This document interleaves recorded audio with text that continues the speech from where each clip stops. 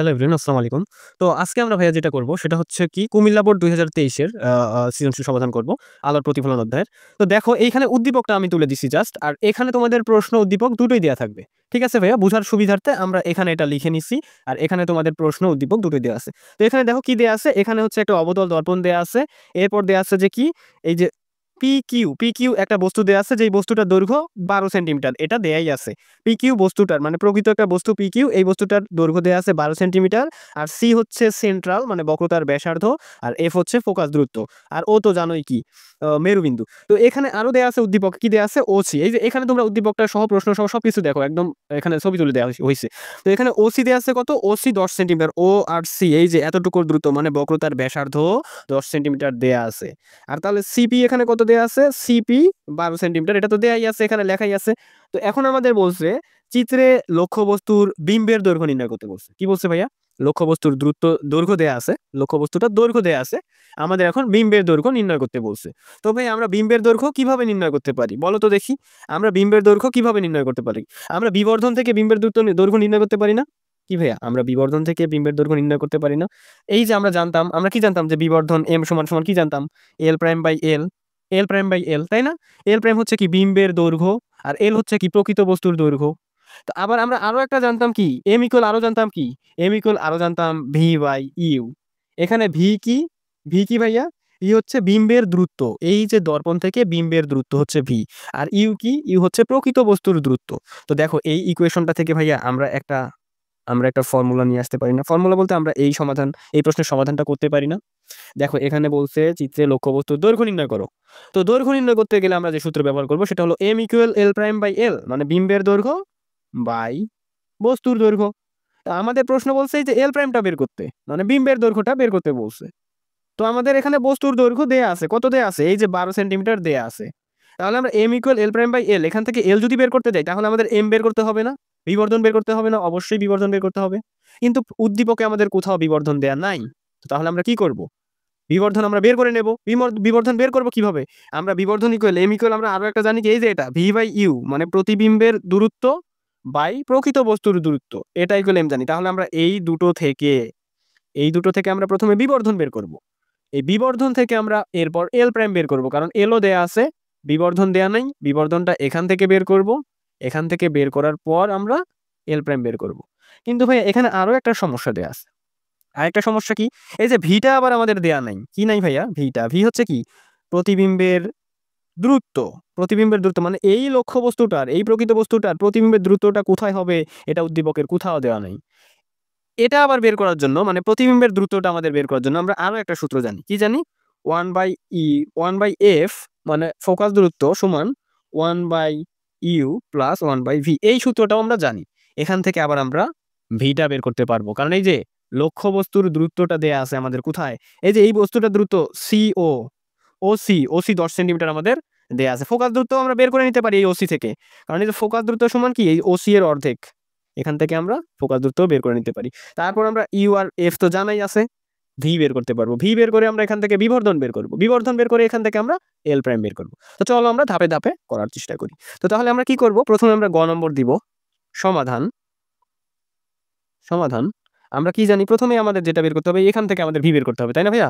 তাহলে আমরা জানি কি জানি ভাইয়া?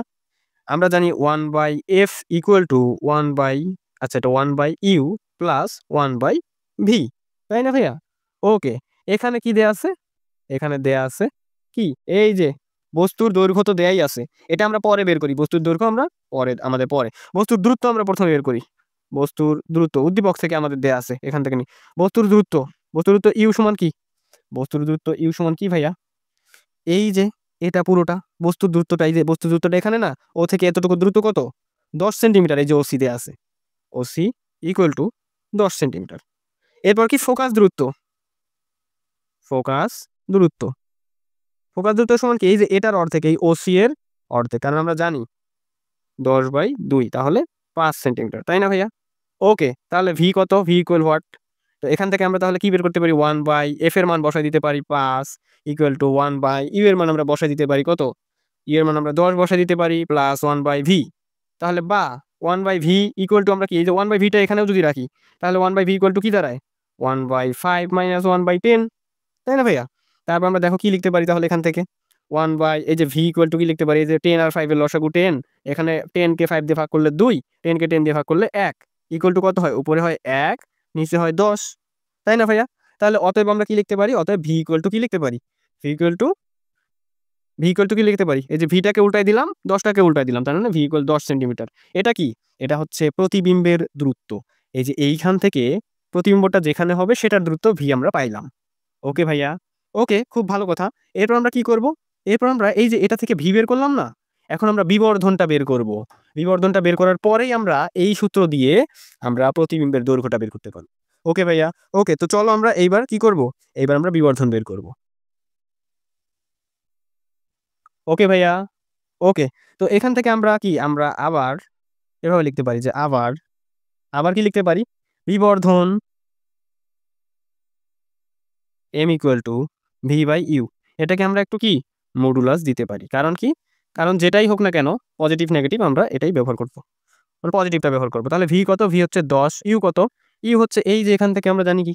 ইউ কি ভাই? এখান থেকে আমরা কি জানতে পারি? ইউ, ইউ দেখো কি? ইউও 10। তাহলে m ইকুয়াল টু 1, তাই না? আবার আবার কি লেখা যায়? এই যে m ইকুয়াল টু আবার কি? এল প্রাইম বাই এল। এখানে এল প্রাইম কি? এল প্রাইম হচ্ছে কি? প্রতিবিম্বের দৈর্ঘ্য। তাহলে এল প্রাইম বাই এল বা এম এর মান আমরা এই যে এখান থেকে বের করছিলাম কিন্তু 1 ইকুয়াল টু তাহলে কি? এল প্রাইম বাই এল, তাই না ভাইয়া? ওকে, বা L prime equal to L. L prime equal to কি? L prime equal to L. L এর মান কত? এল এর মান আমাদের উদ্দীপকে দেখো দেয়াই আছে, এই যে পিসি 12 সেন্টিমিটার। কি? PC 12 centimetre. তাহলে এল প্রাইম এখানে লিখতে পারি বা L prime equal L equal to কত? 12 সেন্টিমিটার। মানে প্রতিবিম্বের দৈর্ঘ্যও যা, প্রকৃত বস্তুর দৈর্ঘ্যও তা। তাহলে অতএব লিখতে পারি যে অতএব অতএব কি? চিত্রে লক্ষ্য বস্তুর বিম্বের দৈর্ঘ্য সমান সমান, তাই না? 12 সেন্টিমিটার। ওকে ভাইয়া? তো আশা করি তোমরা বুঝছো। আশা করি তোমরা বুঝছো। তো এরপর আমাদের ঘ নম্বর কি আছে? চলো আমরা সেটা দেখার চেষ্টা করি। ওকে? তো ভাইয়া এবার আমরা যেটা করব সেটা হচ্ছে ঘ নম্বরটার সমাধান করব। আচ্ছা, এটা তোমাদের একদমই দেখার প্রয়োজন নেই এখন। এটা আমি জাস্ট উদ্দীপকের চিত্রটা একটু তুলে নিচ্ছি যেন হচ্ছে প্রশ্নটা তোমাদের বোঝাতে পারি। তো এখানে দেখো প্রশ্নটা দেয়া আছে। প্রশ্ন কি বলছে যে লক্ষ্যবস্তুকে F এবং C এর মধ্যে রাখলে বিম্বের অবস্থান, আকৃতি, প্রকৃতি কিরূপ হবে তার রশ্মিচিত্র এঁকে বিশ্লেষণ করো। তাহলে এই যে এখানে দেখো এই যে এখানে হচ্ছে এটা হচ্ছে F ফোকাস দূরত্ব, আর এটা হচ্ছে C বক্রতার কেন্দ্র বা বক্রতার কেন্দ্র। ঠিক আছে? তো এফ আর সি এর মধ্যে রাখলে বিম্বের অবস্থান, আকৃতি, প্রকৃতি কিরূপ হবে সেটা দেখাতে বলছে ঘ নম্বর। আবার দেখো যে কি বলছে, লক্ষ্যবস্তুকে এই প্রশ্ন এখানে প্রশ্ন দেয়া থাকবে। দেখো লক্ষ্যবস্তুকে এফ এবং সি এর মধ্যে রাখলে, মানে এই যে এফ আর সি এই যে এটার মাঝামাঝি জায়গায় রাখলে বিম্বের অবস্থান, আকৃতি কিরূপ হবে সেটা দেখাতে বলছে। তো আমরা চলো এফ আর সি এর মাঝে বস্তুটাকে রাখি, দেখি কি হয়। তো এটা আমি জাস্ট বোঝানোর জন্য রাখছি, আমি একটু সুন্দর করে আঁকার চেষ্টা করি। তোমরা হচ্ছে এভাবেই হচ্ছে সুন্দর করে একটু এঁকে দিবা। ঠিক আছে? ওকে। তো এই যে এটা হচ্ছে আমাদের মনে করো কি দর্পণটা, হ্যাঁ? আর তোমরা যদি আরো কাটা কম্পাস বা পেন্সিল কম্পাস দিয়ে আঁকো আরো সুন্দর করে আঁকতে পারবা। তো আমার এখানে সময় যেহেতু খুবই কম, তোমাদের বোঝানোর জন্য যতটুকু প্রয়োজন আমি ততটুকুই করতেছি। ওকে ভাইয়া?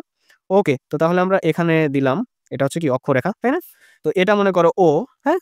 আর এটা মনে করো ফোকাস দূরত্ব F, আর এই যে এটা মনে করো বক্রতার কেন্দ্র কি? C। ঠিক আছে? এরপর আমাদের কি করতে বলছে মূলত? আর এটা এই দর্পণটার নাম কি? MO, M প্রাইম, তাই না? ঠিক আছে। ওকে, আমাদের এই লক্ষ্যবস্তুটাকে কোথায় রাখতে হবে? F আর C এই দুইটার মাঝামাঝি কোথায় কোনো জায়গায়। তো চলো আমরা এটার মাঝামাঝি কোনো একটা জায়গায় রাখলাম। কি রাখলাম? এই যে P আর Q এই বস্তুটাকে আমরা রাখলাম। তো তাহলে আমাদের চিত্রটা কি হবে ভাইয়া? চিত্রটা কি হবে বলো দেখি, চিন্তা করো একটু। তোমরা কি চিন্তা করছো কি হবে? তো দেখো আমাদের কি হবে একটু দেখো। আমাদের প্রথমে যেটা হবে সেটা হচ্ছে আমরা যদি অক্ষরেখার সমান্তরালে আলোকরশ্মি টানলাম, ভালো কথা। এটা কিভাবে যাবে? এই যে ফোকাস বিন্দু দিয়ে যাবে। ওকে, তোমাদের এটা বারবার আঁকায় দিচ্ছি কারণ হচ্ছে যেন তোমরা দেখেই যেন বোঝা যায়। তাহলে অক্ষরেখার সমান্তরাল গেলে ফোকাস বিন্দু দিয়ে গেল। এরপর আমরা কি করব? ফোকাস বিন্দু দিয়ে গেলে কোথায় যাবে সেটা দেখব। হুম, ঠিক আছে? ফোকাস বিন্দু দিয়ে গেলে কি হবে? অক্ষরেখার সমান্তরালে যাবে, মানে রিভার্সটা, তাই না? ওকে, না আগেরটা রিভার্স জাস্ট। ওকে, তো গেল, তাহলে গেল। তাহলে আমাদের চিত্রটা কোথায় হচ্ছে? চিত্রটা দেখো কোথায় হয়? এই যে এখানে হবে, হ্যাঁ? যদিও আমার হচ্ছে এখানে হচ্ছে আমি একদম অ্যাকুরেট হচ্ছে না। এটা কিন্তু সি এর বাইরে চলে যাবে, হ্যাঁ? যদিও অ্যাকুরেট হচ্ছে না, হ্যাঁ?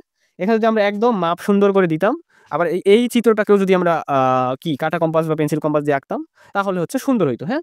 আর হচ্ছে এই মাপগুলো যদি সুন্দর করে দিতাম তাহলে আরো সুন্দর হইতো, হ্যাঁ? তোমরা সুন্দর করে দেওয়ার চেষ্টা করবা। আমি জাস্ট বোঝানোর জন্যই আমি দ্রুত করে দিচ্ছি, হ্যাঁ? তোমরা নিয়ম ফলো করে সুন্দর করে আঁকবা, দেখবা যে সুন্দর হয়ে গেছে। ঠিক আছে ভাই, তাহলে আমাদের বিম্বটা কোথায় হচ্ছে? বিম্বটা দেখো কোথায় হচ্ছে। এটা যদি পি আর কিউ হয়, তাহলে এটাকে আমরা কি বলতে পারি? এটাকে কি বলতে পারি? পি প্রাইম আর কিউ প্রাইম। তো তাহলে আমাদের অবস্থান আকৃতি কি রকম হচ্ছে এটা যদি আমরা একটু দেখার চেষ্টা করি, তাহলে কি হচ্ছে দেখো তো? বক্রতার কেন্দ্রের বাইরে যাবে এটা, হ্যাঁ? এটা জাস্ট বক্রতার কেন্দ্রের বাইরে যাবে। আমরা যেগুলো আরো সুন্দর করে সমান্তরাল রাখি, হ্যাঁ?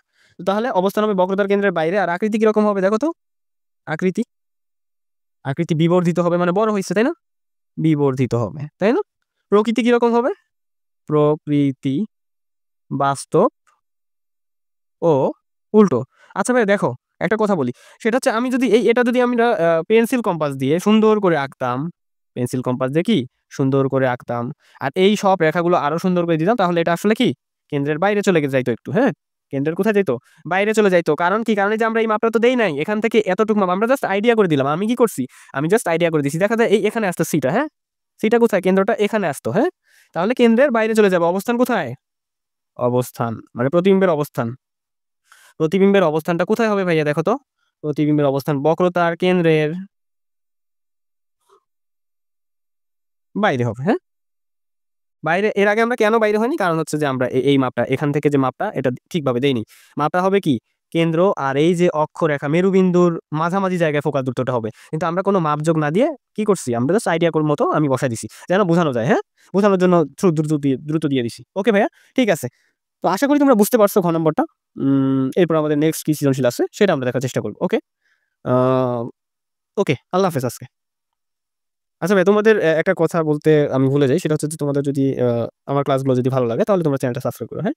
ওকে, চ্যানেলটা সাবস্ক্রাইব করো আর হচ্ছে লাইক দিতে পারো এবং কমেন্টে কিছু জিজ্ঞেস করতে পারো। আ ভালো-মন্দ যেকোনো কিছু প্রশ্ন না থাকলেও কোনো কিছু বলতে পারো, হ্যাঁ? তাহলে দেখা যায় একটা মোটিভেশন পাওয়া যাবে। ওকে, আল্লাহ হাফেজ।